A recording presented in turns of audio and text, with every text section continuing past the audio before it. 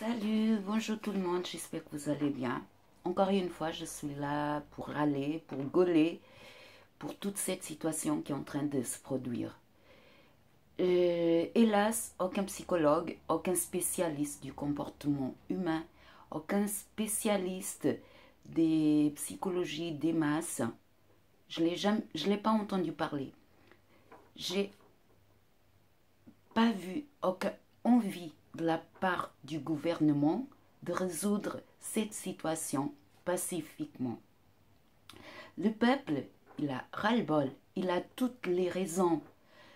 Il n'a plus de confiance dans les politiques, les syndicats, les médias publics, parce qu'on a marre d'être contrôlé, manipulé, des mensonges. Le peuple, il a plus que des raisons. Mais avoir plus que des raisons, ça ne suffit pas pour ne faire, ou pour faire n'importe quoi. C'est ce que c'est en train de produire. En ce moment, la situation, elle est plus grave ce qu'on puisse l'imaginer. Les gens ne comprennent pas comment on est arrivé là. Et ça vient de loin, de très très loin. Nous, on gueule, on ne veut plus de Macron. Mais Macron, c'est un pion. Macron, c'est pas lui qui commande. Ceux qui commandent sont ceux qui sont derrière lui, bien cachés, qu'on ne connaît pas le visage, qu'on ne sait même pas qui ils sont. Mais ils ont le pouvoir. Et leur pouvoir, c'est le pouvoir économique. C'est le pouvoir de l'argent. Ces gens-là, ils arrivent à faire de l'argent dans toutes les situations. Ils sont toujours gagnants. Et le peuple, il est incapable de réfléchir. Il est incapable de voir ce qui est en train de se passer. Et comme il va direct à l'abattoir, il va content parce qu'il croit que c'est lui qui choisit d'y aller. Mais il était manipulé, poussé y aller joyeusement, fier. Ils sont prêts à être des martyrs, à mourir pour une cause. Mais c'est une cause stupide. Parce qu'on peut faire ce changement sans violence, sans que le sang il coule. C'est ça que je suis en train d'alerter depuis quelques jours. Si on revient dans l'histoire, les guerres, elles se produisent pour une seule raison. C'est économique. Elles sont financées toujours pour les plus grands banquiers. Et s'ils financent la guerre, c'est parce qu'ils gagnent de l'argent.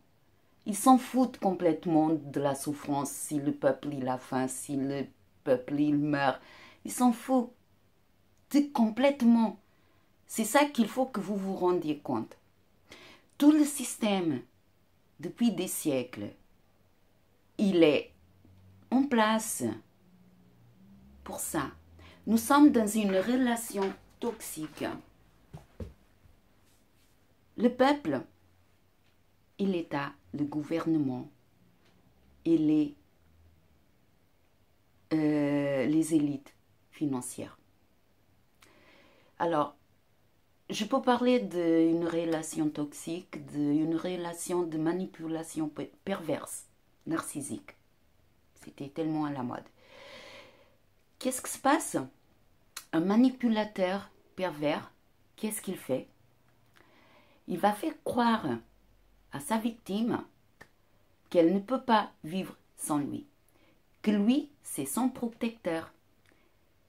Ce manipulateur, au début, elle va le faire croire qu'il va la sauver, que sans lui, elle n'est rien du tout.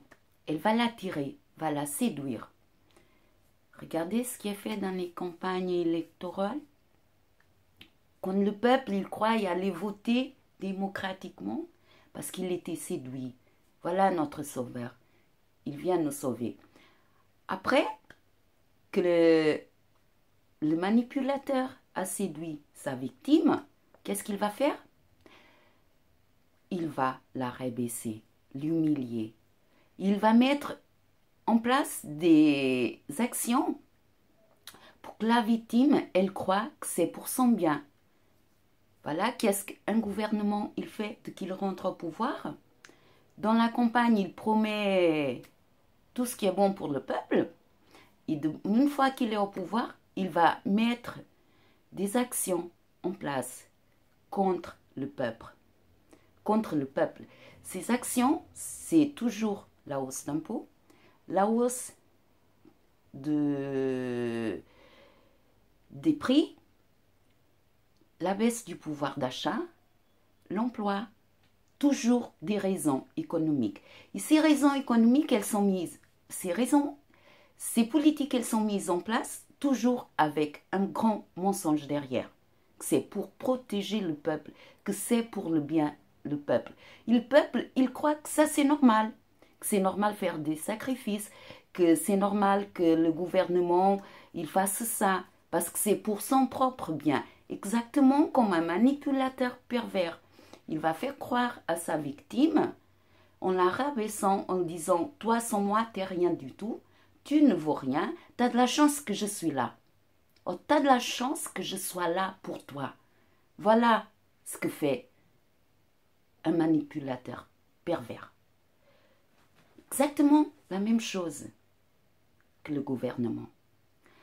Une façon que la victime, elle commence à réfléchir, qu'elle commence à dire « Mais non, c'est pas possible, parce que je ne peux plus. La souffrance, elle est énorme. » Cette victime, qu'est-ce qu'elle va faire?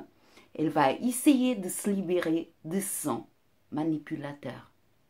Qu'est-ce que le manipulateur, il va faire? Il va faire croire à la victime qu'il a changé, qu'il comprend que la victime, elle a raison, pour la remettre dans son jeu.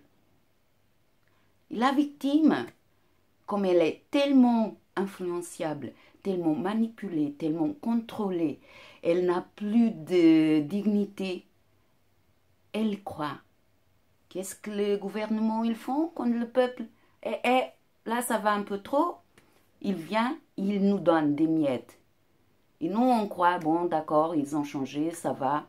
Oh, ils se font remplacer, l'élite économique, elle fait remplacer le visage pour nous faire croire qu'on a gagné quelque chose. Mais on n'a gagné rien du tout. C'est changer un visage, mais le système, il est toujours le même.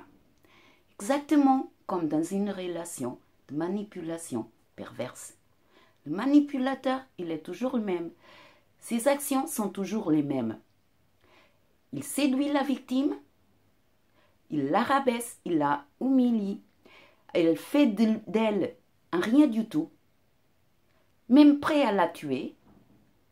Et quand il voit, non, alors, il faut que je me calme, il change un peu pour faire croire qu'il a changé, mais il n'a pas changé. Parce qu'un manipulateur pervers, il ne change pas s'il n'a pas de choix. Tant qu'il a le choix, qu'il peut faire son jeu de manipulation, de contrôle psychologique, il ne changera jamais parce qu'il va avoir toujours ses avantages. Exactement comme le gouvernement, exactement comme le système. Donc le système, il aura toujours les mêmes avantages, qu'il ne sera pas mis en cause, il ne changera jamais. Il peut changer le visage, le président, le parti politique, on s'en fout. Le fond, il est toujours le même. Ça ne changera jamais. Parce que ceux qui sont cachés, derrière les financiers, l'élite, l'oligarchie, ils sont toujours les mêmes. Sont les mêmes qui ont provoqué la prise de la Bastille, qui ont coupé la tête du roi. Pourquoi faire? Pour donner au peuple la sensation qu'il a fait quelque chose. Pour remettre en place une autre forme de système. Le peuple, il est content, il va travailler. Les petits esclaves, on va le prendre tout. Et tant que le peuple, il ne se rend pas compte de ça, il joue le jeu et voilà. Mais quand le peuple, ben écoute, là c'est bon, comme il a dit Coluche, il fallait quand même nous le laisser quelque chose. Il fallait pas tout l'enlever.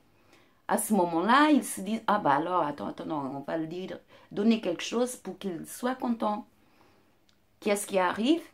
Bon, une autre guerre. Pourquoi une guerre? Parce que ça nous arrange, parce que là, le peuple, il est tellement pauvre qu'il ne va rien acheter. Bon, il va avoir des connards là qui sont prêts à tuer, on s'en fout de ça. On va le financer pour qu'il fasse la guerre. Et nous, on va gagner de l'argent de l'autre côté. Notre pouvoir, notre stratégie, elle est toujours bonne. Parce qu'on gagne de toutes les façons. Et en plus, après, ça ne suffit pas à avoir le contrôle d'un pays. C'est un contrôle au niveau mondial. Il vient les ONU, OMS, OIT,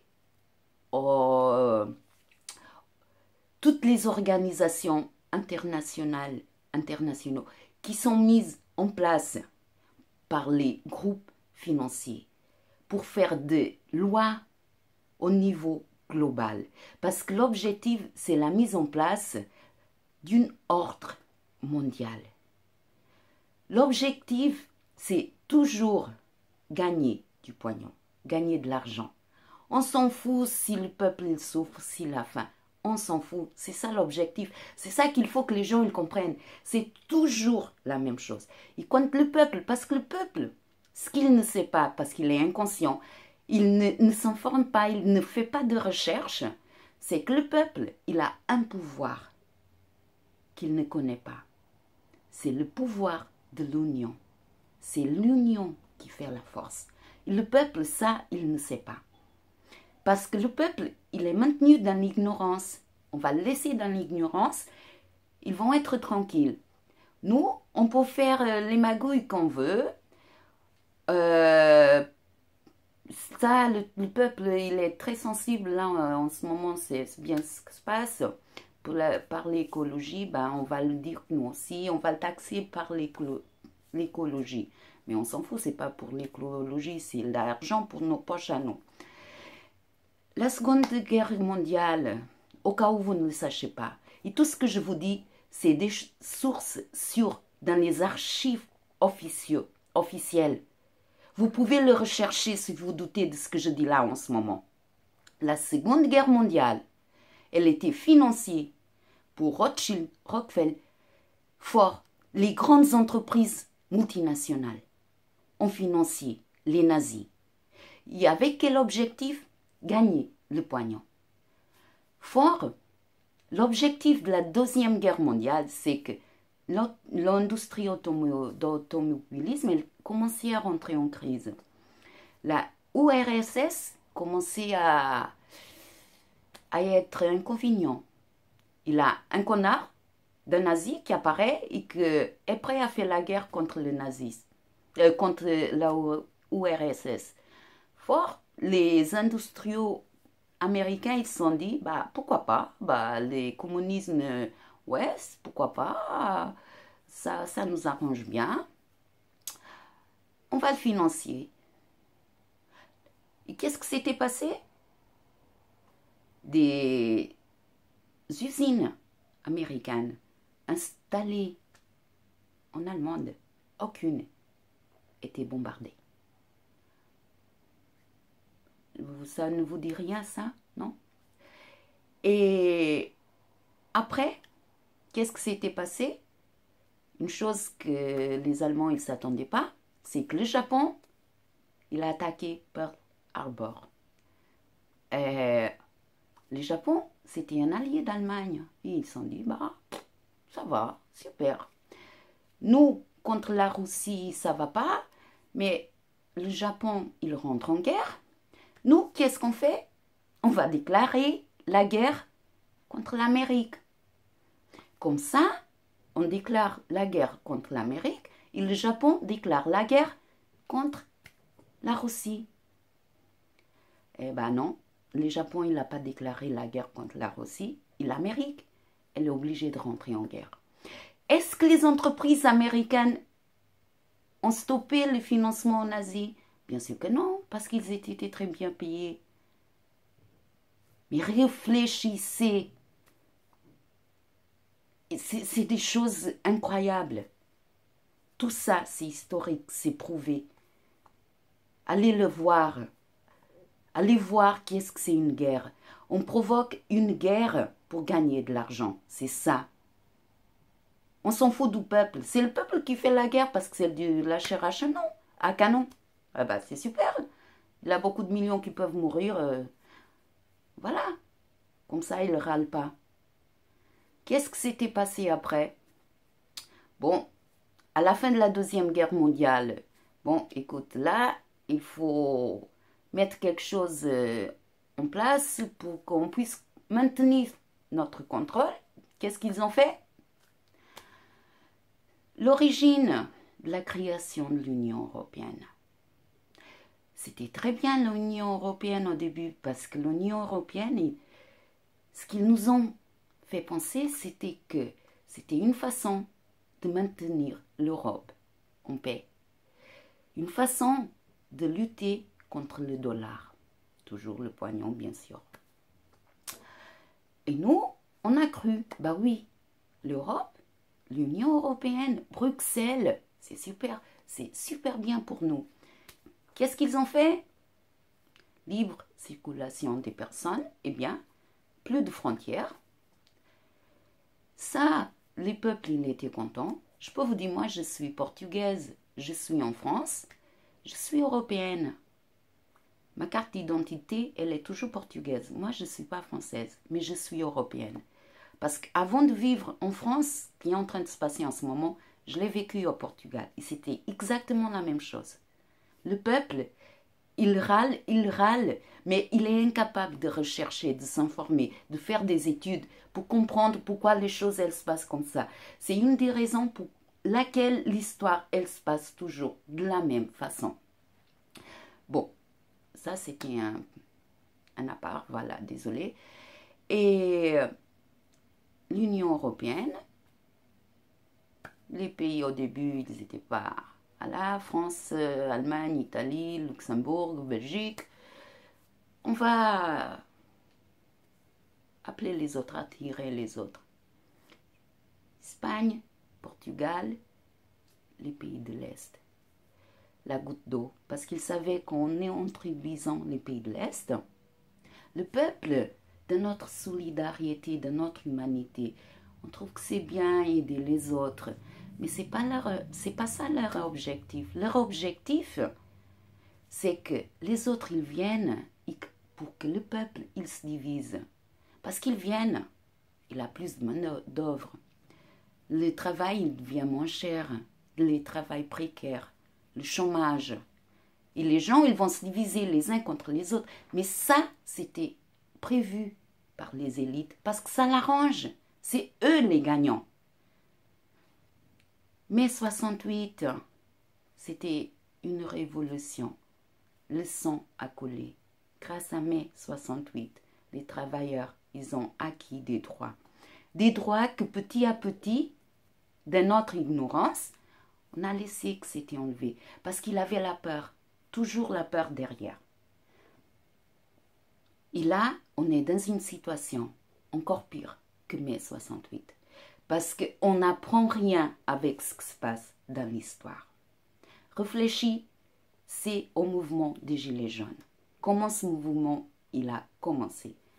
Quelqu'un a fait une vidéo. Les gens, ils commencent à dire, bah, on va faire une manifestation générale le 17 novembre. Il faut se manifester, enfilez votre gilet jaune. Ce gilet que nous ont posé dans les voitures, une fois qu'il est posé, on va le mettre, ils ne sont pas d'accord. Il faut qu'ils se décident aussi avec ça. Et ça a commencé comme ça. Mais cette date-là, le 17 novembre, à qui vous croyez qu'elle arrange? Pourquoi ça n'a pas été dans l'été? Parce que l'été, oui. Là, ça va, ça fait bien être dehors. Surtout la nuit qu'il fait frais. Mais non, l'hiver, non, il fait quand même froid, voilà. Et les gens, ils vont. Et en même temps, qu'est-ce qui commence à se passer, toutes les provocations, des choses sont venues à public, tous les scandales, les corruptions. Tout ça pour quoi faire? Pour attiser encore et encore la colère. Pour que les gens répondent aux provocations. Et petit à petit, oui, ça a commencé comme ça. Les personnes sont contre le gouvernement, ne font pas confiance au président, pas aux syndicats, les médias, c'est des manipulateurs, des menteurs. Et voilà, les réseaux sociaux, c'est là qu'on trouve la bonne information. Sauf que dans la bonne information, il a d'informations très subtilement passées. Et ça, les citoyens ne s'est pas rendu compte. Ils sont tombés dans un piège. Ils sont sortis dans la rue. Et le moment qu'ils se sont sortis dans la rue, là, il a eu un danger. Parce que c'était vraiment un mouvement populaire. Les bons enfants, s'il a eu des problèmes, c'est des gens qui se sont infiltrés pour faire des provocations, pour causer des problèmes, des dégâts. Mais on a compris. Et le peuple, même ceux qui n'étaient pas dans la rue, il reconnaît que les gilets jaunes, ils ont toutes les raisons pour y être. Et on le soutient. Derrière nos caméras, derrière ce qu'on peut faire, dans nos mots, on le soutient. On partage les vidéos en direct parce qu'on voit très bien que la communication ne dit pas la vérité, que c'est contrôlé par le gouvernement. Et on croit. Franchement, on croit. Moi, il a eu un moment que j'ai cru. Le problème, c'est que le mouvement, il commence à affaiblir. Le moment que le mouvement, il commence à s'affaiblir, il a des voix critiques qui se disent « Non, non, mais il faut une organisation, parce que comme ça va pas, on va... » Et ben, qu'est-ce qu'il commence à avoir? Des publications qui commencent à apparaître. Des vidéos tellement bien structurées, avec des logos, des symboles, des codes couleurs. Des vidéos, des images faites par des professionnels du marketing et de la pub. Et les gens passionnés dans l'émotion ont rien vu et ont cru. Voilà, c'est bien ça. C'est ça qu'on va le faire. On part à Paris le 23 novembre. Mais c'est quelqu'un qui a voulu que vous veniez à Paris. C'est un piège. Et dans les mêmes vidéos, ils font l'appel au blocage des ports, des transports, au blocage des institutions publiques. Mais réfléchissez, c'est qui va souffrir avec ça? C'est le peuple. Personne d'autre que le peuple. Parce que même si le gouvernement, les élites, ils perdent des milliards d'euros, ils s'en foutent. Ils ont tellement qu'ils s'en foutent. Mais nous qui on est là, qu'on a du mal à finir la fin du mois, le jour qu'on va y aller pour acheter à manger, ben non, on n'était pas livré. Ben non, vous ne pouvez rien acheter. Même si vous avez 10 € dans la poche, vous ne pouvez rien acheter parce qu'il n'a pas à manger. Mais réfléchissez, c'est qui va souffrir? Mais ce n'est pas tout. Vous venez à Paris. Qu'est-ce que vous venez faire à Paris? Vous venez vous faire massacrer. Vous êtes convaincus que vous allez être des héros, que vous êtes prêts à donner votre vie. Mais est-ce que vous êtes prêts à faire d'autres choses, pas que la violence? Est-ce que vous êtes prêts à bloquer le système, à savoir comment le système économique il fonctionne, à ne pas acheter n'importe comment, n'importe quoi? C'est ça qui bloque le système. On sait très bien les scandales qu'il a eu, tous les mensonges. Le gouvernement, il n'a rien à foutre de l'écologie. Ben, le peuple non plus, parce qu'il ne sait pas qu'est-ce qui se passe réellement. Est-ce que vous savez que le kérosène n'est pas taxé? Ben, ils sont les avions qui polluent de plus. Et pourquoi? Vous savez que les grandes entreprises, les entreprises les plus polluantes, elles ont des quotas pour polluer. Et elles ont toujours des quotas de plus qu'elles vont vendre aux petites entreprises. Elles peuvent se faire des millions de bénéfices. à cause de ça. C'est les lobbies derrière. La suppression de l'ISF, ça a été vendu. C'est ça qui empêche que l'économie, elle démarre. Il faut motiver l'économie. Non, ce que ça a empêché, c'est des milliards et des milliards d'euros qui rentraient dans le coffre de l'État et maintenant, ils restent dans les poches de ceux qui ont déjà tout. Parce que l'objectif, c'est ceux qui ont tout, d'avoir tout.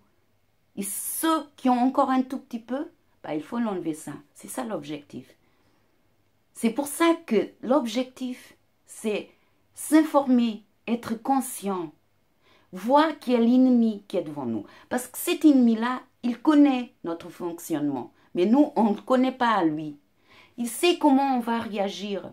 On va le provoquer de ce côté, ils vont y aller là. Mais c'est tellement évident le peuple, il commet toujours les mêmes erreurs. Réveillez-vous, s'il vous plaît. Venir à Paris, c'est exactement ça. C'est impossible.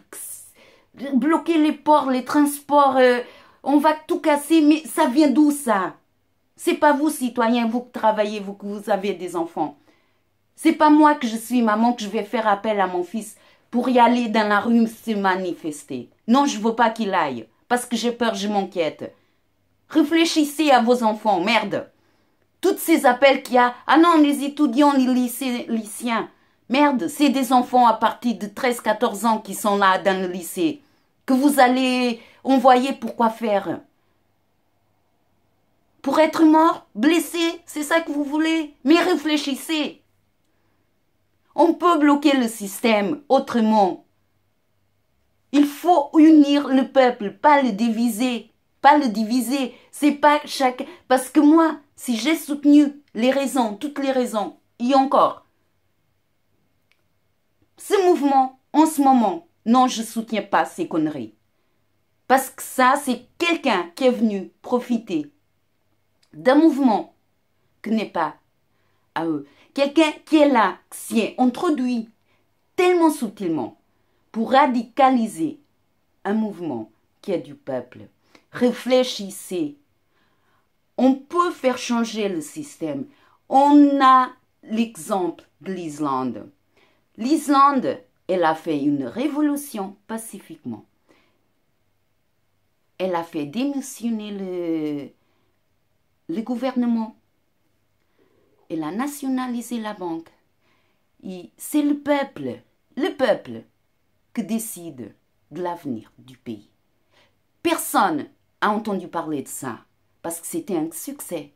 Il ne faut surtout pas que les autres pays ils suivent cet exemple. On peut le faire intelligemment. Il faut réfléchir. Il faut connaître le système. Il faut être informé. Il faut avant tout de faire quelque chose que ça puisse durer, que ça puisse être vraiment un changement. Unir le peuple. Aller chercher les gens, les experts, les psychologues, par exemple. Les experts des communications. Les forces d'ordre, ils sont comme nous. Ils sont dans la même merde que nous. Mais ils suivent des ordres. Ils font ce que leur patron le dit de faire. Ce n'est pas leur faute. S'il vous plaît, ne venez à Paris. Ne venez pas vous mettre dans la tanière du loup. C'est ça qu'il veut. Vous venez à Paris, il a des rumeurs que l'armée, il est en route pour venir à Paris. Que toutes les forces des ordres sont prêtes. Ils ont des ordres de tirer. Vous êtes prêts à venir vous tuer et vous n'êtes pas prêts à faire le sacrifice de réfléchir. Les organisateurs du mouvement Gilets jaunes, ils communiquent avec vous derrière un écran. des fantômes incognito, des fantômes qui n'ont même pas le courage parce qu'ils ne peuvent pas apparaître, parce qu'ils sont de l'autre côté. Mais bon. Et vous le suivez comme des cons, parce que c'est ce que vous êtes, suivez ça. C'est de la connerie, de la stupidité. Vous êtes capable d'être prêt à donner votre vie pour une cause qui n'existe pas, qui ne change rien.